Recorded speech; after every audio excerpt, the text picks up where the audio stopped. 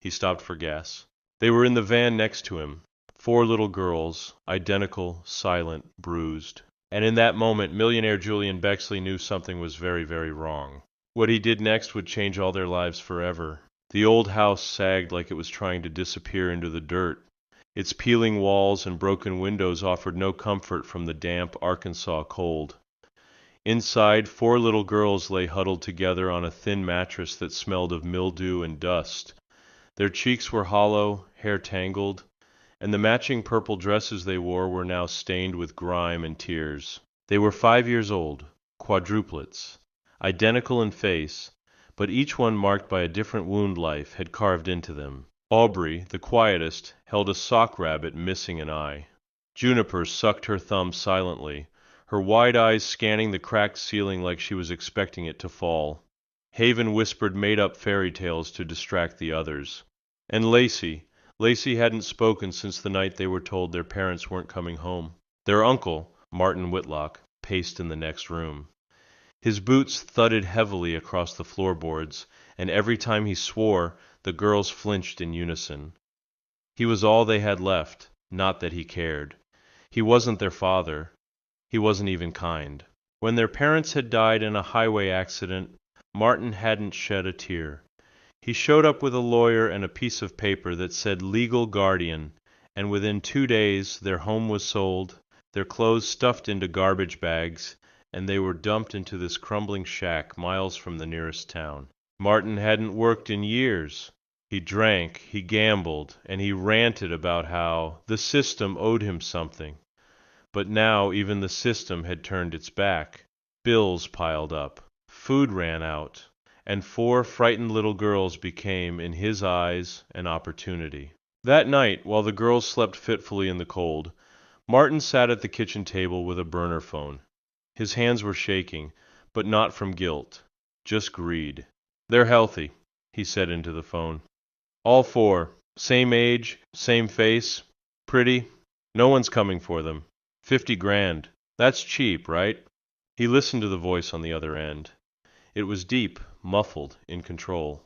"No cops," Martin added quickly. "Just cash, and they're yours. I'll bring 'em to the airstrip. We got a deal?" The voice confirmed. Midnight, 2 days. Martin hung up, lit a cigarette, and took a long drag. His face looked like it had once known softness, but it had been replaced by something hard and hollow. In the other room the girls stirred. Aubrey sat up, rubbing her eyes. She thought she heard him say something about selling. But maybe it was just another nightmare. Maybe this time the fairy tale would have a good ending. She crawled closer to her sisters and whispered, "Stay close, okay?" They nodded, still half asleep. The wind howled outside. 2 days. 2 days until everything changed forever. Julian Bexley wasn't supposed to be in Arkansas. He had planned to spend the week in Aspen, reviewing proposals for a new philanthropic venture. But something inside him, restlessness, maybe regret, had driven him to take the back roads of the South instead. No schedule, no staff, no headlines. Just his Range Rover, a single duffel bag, and a desire to remember what real life looked like outside glass towers and quarterly reports. He was 41, quietly retired, and worth well over $800 million. His company, Mindtrace, had revolutionized neural data processing. But none of that mattered now. He had enough. More than enough. What he lacked was connection. Something that couldn't be bought or engineered. He pulled into a faded gas station just off Route 19. It was the kind of place with flickering lights, a single diesel pump, and a rust-covered vending machine buzzing like it was choking on moths. As Julian stepped out of his car, he noticed the van. It was parked crooked across 2 spots. The vehicle looked ancient. Patches of rust, shattered taillight, and a bungee cord holding the back doors closed. At first, he thought nothing of it, until he heard shouting. A man with thinning hair and a beer belly stood outside the open passenger side, yelling into the back of the van. "You stop crying, or I'll give you a reason to cry." Julian froze. Then he heard it, the soft, muffled sobs of children. Multiple children. He moved slowly, pretending to stretch his legs as he circled toward the soda machine. From that angle he could see inside. 4 tiny girls, maybe 5 years old, were squished into the back seat. They weren't making noise, but their faces said everything. Wide eyes, pale skin, thin arms. They weren't just frightened, they were resigned, as if this was normal. Julian's stomach twisted. One of the girls, Julian didn't know her name yet, but it was Juniper, glanced directly at him through the dirty window. Their eyes locked. Her lip trembled. The man reached into the van and yanked her arm hard enough that Julian saw her whole body jerk. The others huddled together. No one screamed, no one protested. Julian turned and walked back to his SUV, heart pounding. He didn't confront the man. Not yet. He wasn't impulsive. He'd learned the hard way that the world was far more complicated than heroes and villains. But he also knew evil when he saw it. And this was evil. Inside the car, Julian quietly activated his dash cam and aimed it toward the van. Then he snapped a photo of the license plate with his phone. He dialed a number from memory. Ronan McKay, a former Navy SEAL turned private investigator. The man owed Julian his life, quite literally, after Julian helped get his daughter into life-saving treatment years ago. "Ronan," Julian said flatly, eyes still on the van, "I need a plate traced. Right now." "Give me 10 minutes," came the reply. Julian hung up. By the time Martin returned to the driver's seat and pulled away, Julian was already in pursuit. At a distance. Quiet, controlled. The gas station faded behind them. 15 minutes later, Ronan called back. "You're not gonna like this," he said. "That plate belongs to a Martin Whitlock. Arrests for assault, resisting, illegal gambling, even some whispers about human trafficking, but no charges stuck. He's the legal guardian of 4 girls, all same age, same last name. Their parents died last year." Julian's jaw tightened. "Get me everything," he said, "and fast." "You think he's hurting them?" Julian didn't hesitate. "I don't think, I know." The Range Rover's engine purred as Julian followed the van from a safe distance through winding roads and into darker territory, both geographically and morally. He didn't know yet who those little girls were. But something inside him had already made the decision. He wasn't going to let them disappear. Julian parked his Range Rover half a mile down the gravel road. Far enough not to be seen, but close enough to observe the decaying farmhouse Martin called home. He sat in silence, engine off, phone screen glowing with everything Ronan had dug up in the past 24 hours. It was worse than he'd feared. Martin Whitlock had filed for legal guardianship 6 days after the Quadruplets' parents died in a highway collision. No extended family contested it.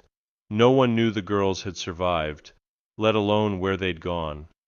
The social worker who approved the transfer had since been fired for taking bribes.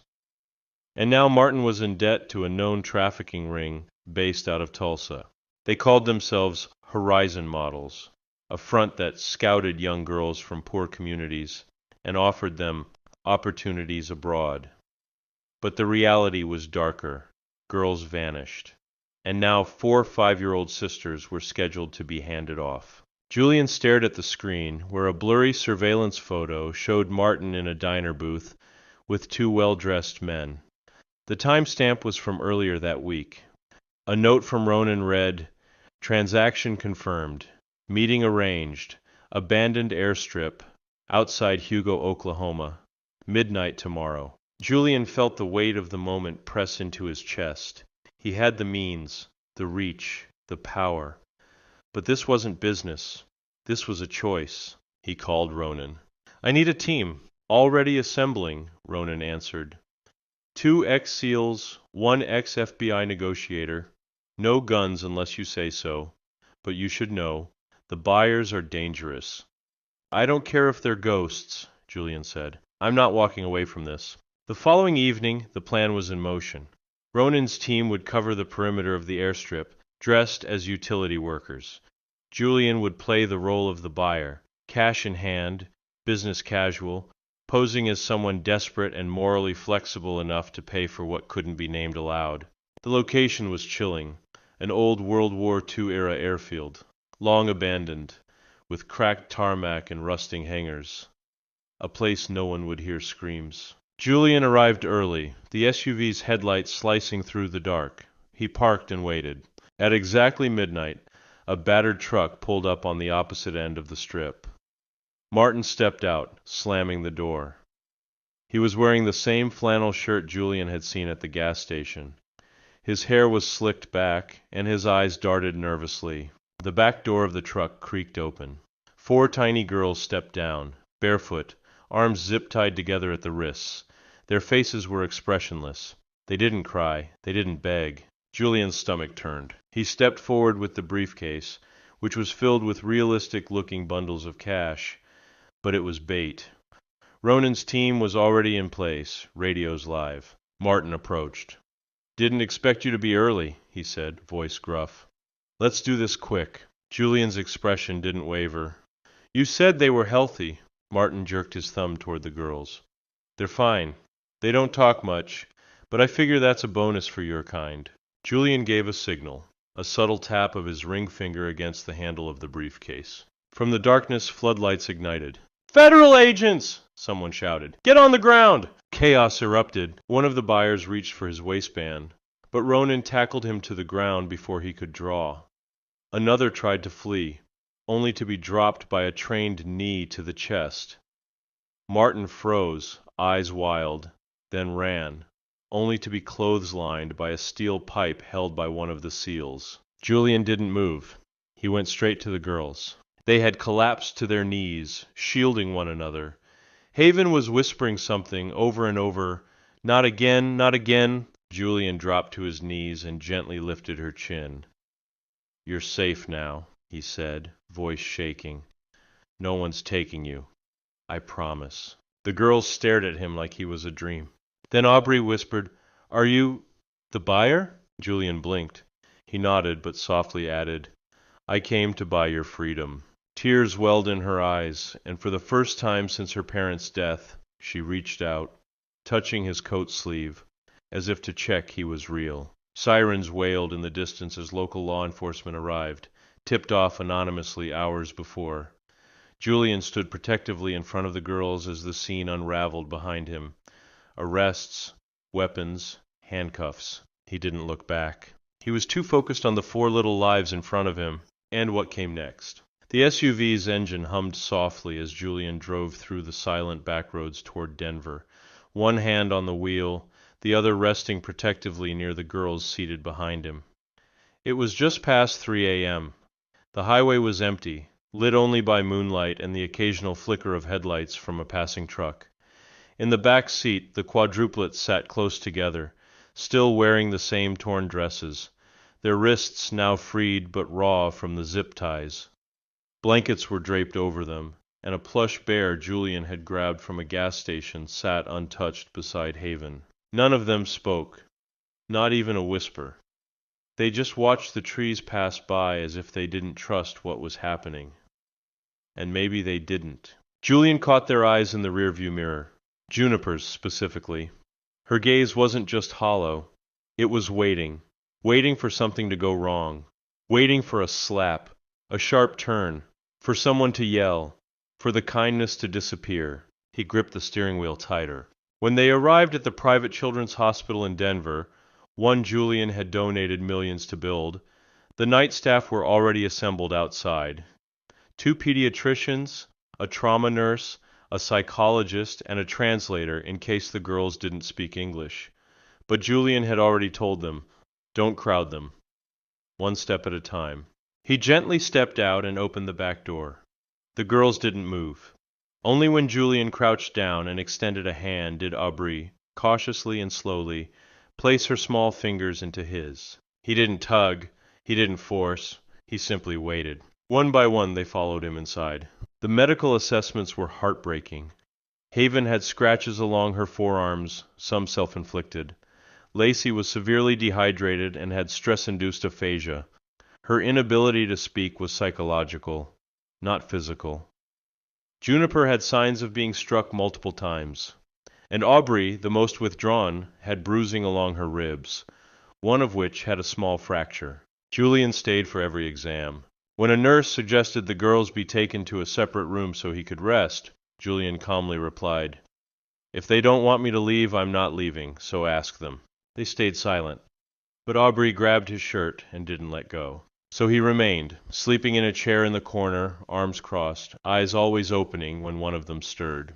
The next morning a woman entered the room. She was tall, brown-skinned, with kind eyes, and a presence that calmed the air. Her name was Dr. Naomi Vance, a child trauma specialist Julian had requested personally. She approached slowly, not as a doctor, but as someone who had spent her entire life helping children who had seen too much. "Hi, girls," she said softly, sitting cross-legged on the floor. "You don't have to talk. You don't have to do anything. I'm just going to sit here for a while. That okay?" No one replied, but the girls didn't look away either. Day by day, Julian watched as Naomi worked her quiet magic. She never pushed. She brought sketch pads, coloring pencils, and soft toys, each left in the room with no expectations. She brought books and read aloud, even when no one responded. On the third day, Juniper started sitting closer. On the fourth, Aubrey took a crayon and began drawing what looked like a tree. Julian had converted the guest wing of his mansion into a makeshift home for them. 4 identical beds, decorated uniquely based on what little he had learned about their preferences. Lacey liked animals, Haven liked stars, Juniper liked books. Aubrey had once clutched a rabbit plush, so he filled her shelves with every variation of one he could find. He stopped taking calls. Board meetings could wait. For the first time in years, something real was happening in his life. Something that couldn't be bought with money, but demanded everything else. Patience, presence, and pain. One night, while he sat in the hallway reading legal documents about emergency custody, he heard soft footsteps. It was Haven. She stood barefoot, holding the plush bear from the SUV. "Mr. J," she whispered, barely audible. Julian looked up. His heart paused. "Yeah, sweetheart? Are we staying here forever?" Julian swallowed hard. He walked to her slowly, knelt so they were eye to eye, and said, "I hope so. But only if that's what you want." She looked down, then reached out and hugged him. The first hug, the first moment that didn't feel like rescue, it felt like trust. From that night on, the walls between them and the world began to crack. Just a little, but enough for light to get in. It was late March when the first snowmelt began to stream through the garden paths of Julian's estate. The tulips he had planted years ago but never noticed were starting to bloom again. And inside the once silent halls of the mansion, laughter, timid, then growing, finally returned. The girls were healing. Not all at once, not perfectly, but day by day, piece by piece. Julian kept a steady routine, something the therapists recommended. Structure made children feel safe. Mornings were for reading, mid-mornings for play, then therapy sessions with Dr. Naomi in the afternoon. Evenings were spent gathered around the dining table, where Julian insisted they always eat together, no matter how simple the meal. Most nights the food went half-eaten, and silence lingered. But slowly, the silence began to break. Lacey was the first to laugh. It happened on a Sunday morning when Julian tried, and utterly failed, to braid Aubrey's hair. The result looked like a bird's nest, and Aubrey stared at him wide-eyed like he'd committed a felony. Julian shrugged and said, "I was aiming for fashionable chaos." Lacey burst into a giggle so loud it startled even herself. Then she clapped a hand over her mouth, embarrassed. Julian looked at her and whispered, "There it is. Best sound in the house." Since that day, Lacey began making little drawings for him, stick figure portraits of Mr. J and the Bexley bunch, as she called them. Juniper was next. One morning she stood in the grand library staring at the massive globe Julian had brought back from Florence.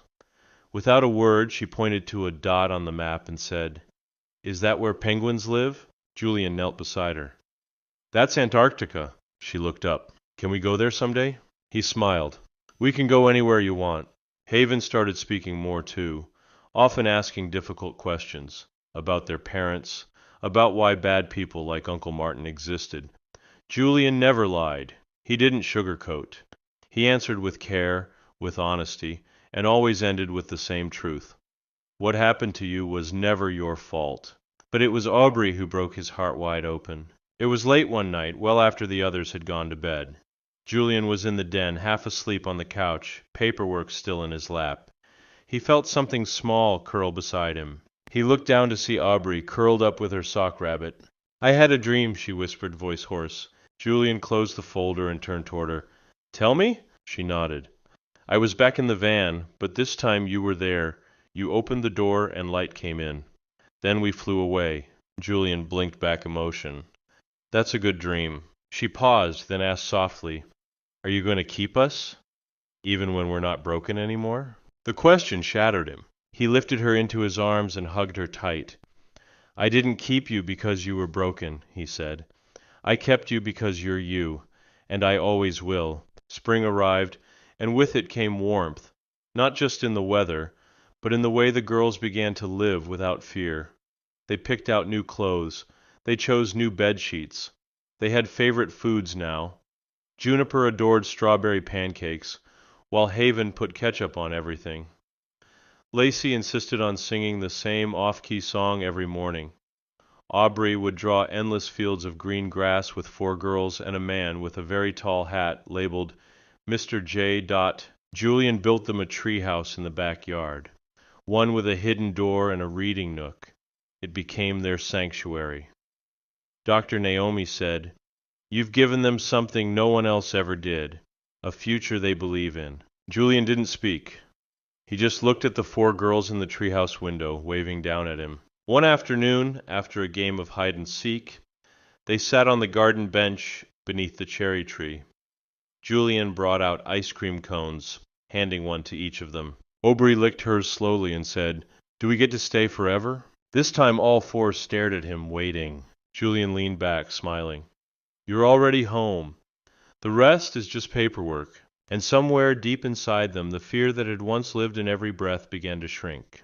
The pain of the past still lingered, but the future no longer seemed like a threat. It was becoming a promise. By early summer, the Bexley estate no longer felt like a museum. It echoed with music, chatter, footfalls, and the occasional chaos only 4 or 5-year-olds could create. Paintings on the walls were now tilted because Juniper liked to fix them, and the long hallway that once led to Julian's office now displayed a series of framed crayon drawings that Lacey called our official gallery. But it was the community outside the estate that still didn't know what to make of it.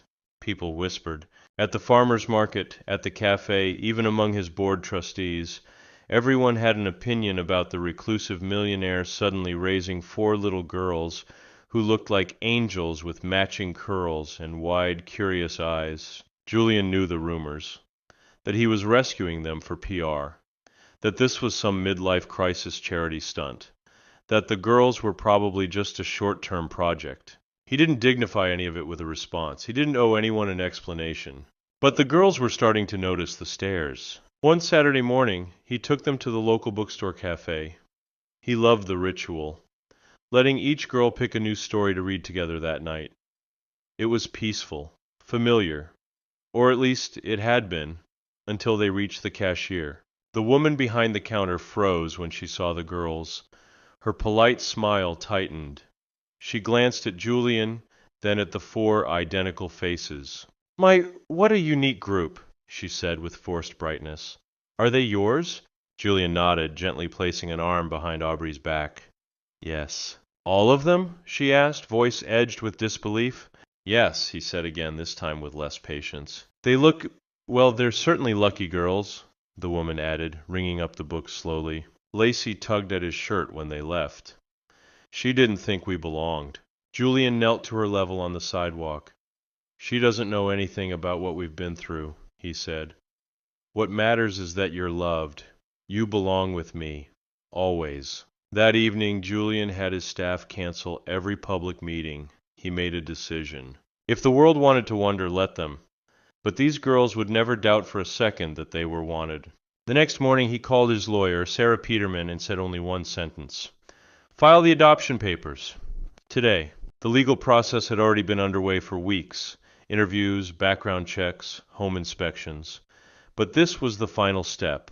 Official, binding. Sarah warned him that Martin Whitlock had written a letter from prison contesting the adoption.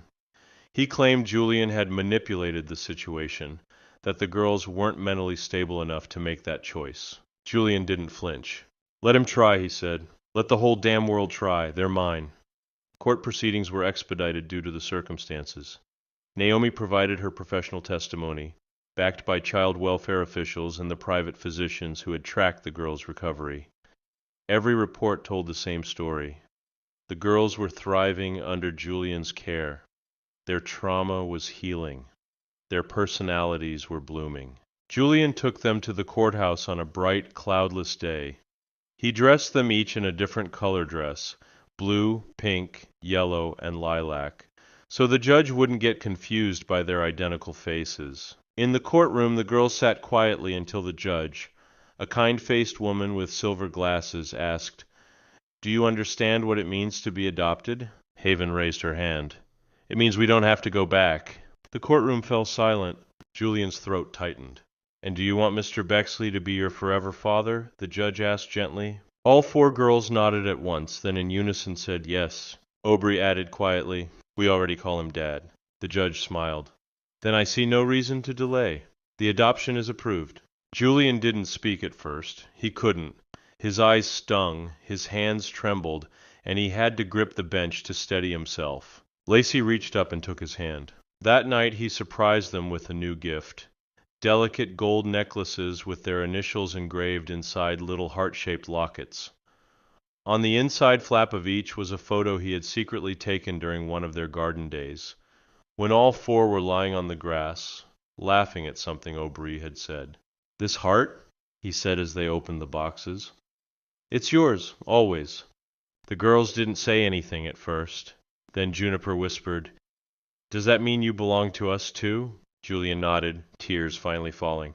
"I always have." The years passed gently, as if time itself had decided to be kind.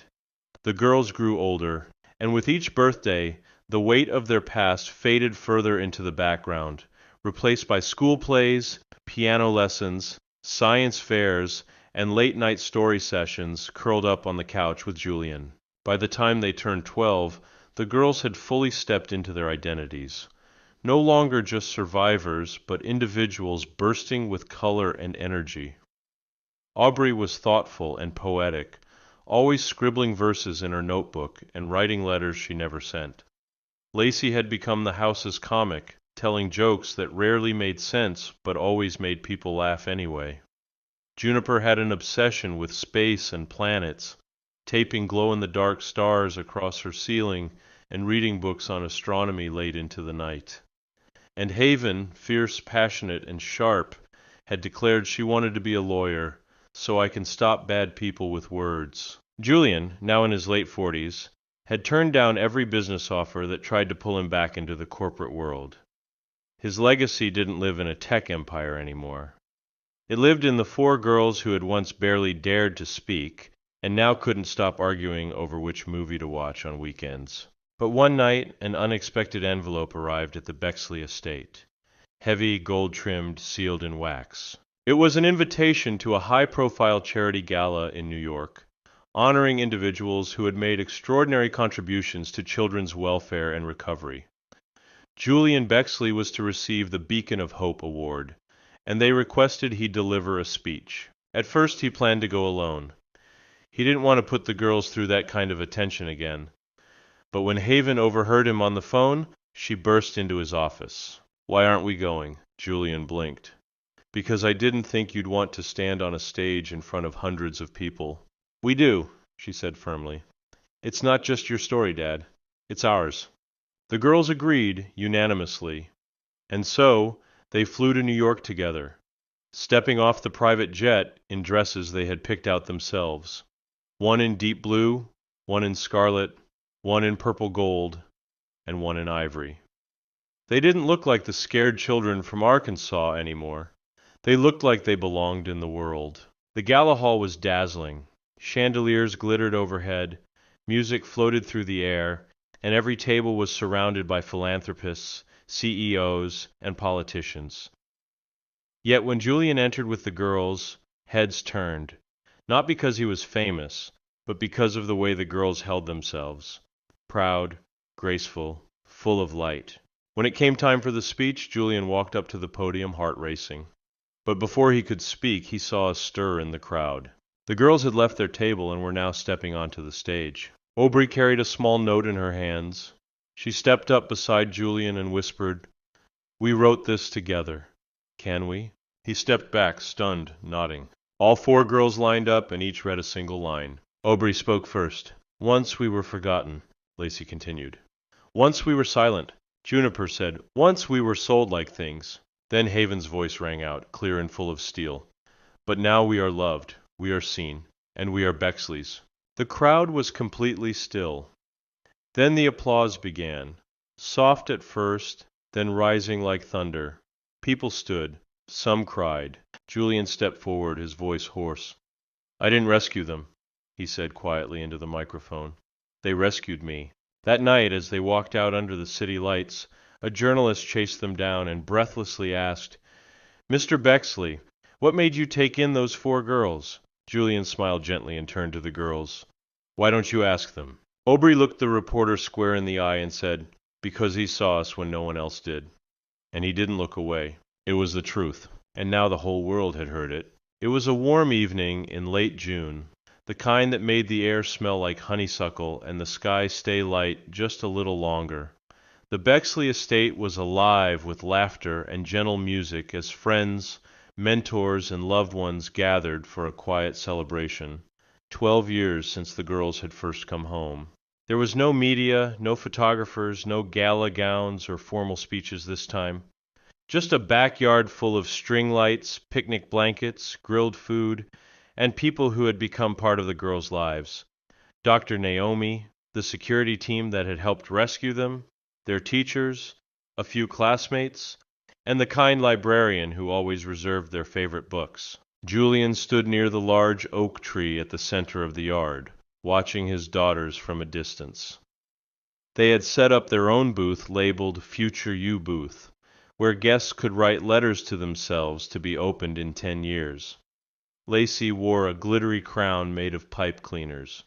Juniper explained the idea to every new person who approached, like she was curating an art exhibit.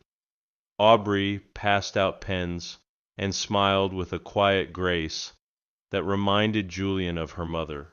Though he never got to meet her, he somehow felt her spirit living in that girl's eyes. And Haven? She stood beside him now, arms crossed, scanning the crowd like she was already the boss of something. "You're proud of us, aren't you?" she said, without turning to look at him. Julian smiled. "More than I know how to say." She glanced up. "You ever think about what would have happened if you hadn't stopped at that gas station?" Julian did think about it. Often. Too often.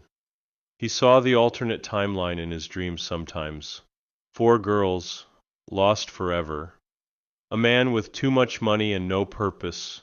A world where they had never found each other. "I don't let myself stay in that thought for long," he said, "because this is the life that matters." As dusk deepened into night, the music softened, and Naomi gathered everyone near the fire pit. She cleared her throat and said, "We're all here tonight because love made an unexpected turn, because one man chose to stop, and because 4 little girls decided to trust someone when they had every reason not to." She gestured toward Julian. He shook his head, humble as always. This was never about being a hero. It was about showing up and not leaving. Aubrey stepped forward then, holding something small in her hands. It was a wooden box with a new locket inside, this time engraved with a single word, Dad. "We had this made," she said. "It's for you, from all of us." Julian opened the box. Inside the locket was a tiny photo, one he didn't even know existed, of the 5 of them asleep on the couch years ago, arms wrapped around each other. He couldn't speak. Tears traced quietly down his cheeks, and he reached forward, pulling all 4 girls into a hug that lasted longer than the applause around them. That night, as the guests left and the lights dimmed, Julian sat alone on the porch, the locket in his hand, the sky full of stars. He heard footsteps behind him. Aubrey again. She sat beside him, swinging her feet. "I used to be scared that the good stuff would stop," she said. "Like maybe we didn't deserve it. But now I think maybe we were always meant to find you." Julian looked up at the sky, blinking away tears, then looked at her. I think we were meant to find each other. And somewhere far away from the horrors they once escaped, in a home built not of stone or money but of grace and resilience, a family that never should have existed sat together under a blanket of stars, no longer broken, no longer lost, just together forever. In my view, the ending of this story is the most powerful kind, one rooted not in fantasy, but in deep emotional truth. It doesn't rely on dramatic rescues or over-the-top miracles. The miracle is the healing, the love earned through quiet, patient, persistent presence. Julian didn't save the girls by being rich. He saved them by showing up every single day and refusing to walk away, even when it was hard, even when it hurt. And in turn, they saved him from a life of quiet emptiness by filling it with meaning, chaos, laughter, and a kind of love that can't be bought. The final image of them under the stars, no longer broken, no longer scared, just together, feels like the real victory. Because despite how heavy their past was, they didn't just survive, they transformed. That, to me, is the most beautiful kind of ending. Not the absence of pain, but the rebirth that happens after it. And most of all, the reminder that sometimes the people we least expect, 4 small girls and 1 lonely man, can become everything to each other.